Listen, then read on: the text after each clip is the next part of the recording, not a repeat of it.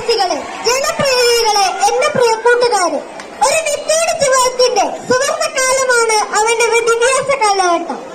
അക്കങ്ങളുടെയും അക്ഷരങ്ങളിലൂടെയും നാം അർച്ചിക്കുന്ന അറിവുകൾ ഒരു വിശ്വ